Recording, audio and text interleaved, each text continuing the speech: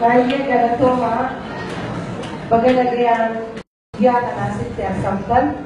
Guyyaan kun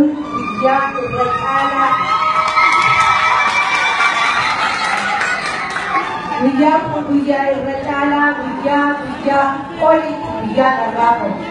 Akkaleessa bakka sana dhaabbannee dhaabbii addi bilisummaa Oromoo hayyu duree deemtee ilmaan Oromoo qeeroon ijoolleen xixiqqoon shabaabni xixiqqaan hiraata qurxummii ta'aa jirti.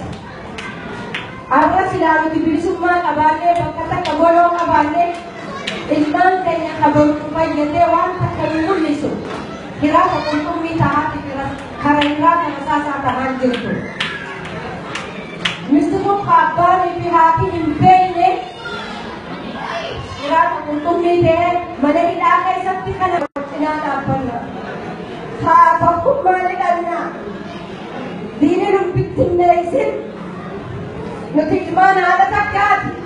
Ilmaan garagaraati miti. Maaliif adda taana nuti?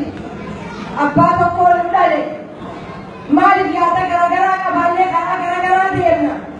Maaliif diinni waan adda addaa gurra nu hasaasa nuti? Maaliif jalaa dhaggeeffata gurra diinaaf maaliif kan hin dhalu? Kan nu hin qabne yoomiyyuu ilmaan Oromoo. Obboleeyyan keenya akka bosona jiru rusulillee nu kana qaban.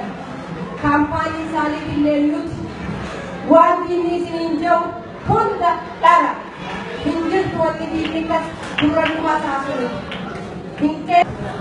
Baay'ee ulfaata baay'ee galatooma. Alwaan tokko dhaamsa gabaabaa tokkoon isinii qaban. Yeroo hundumaa dhaamsa isinii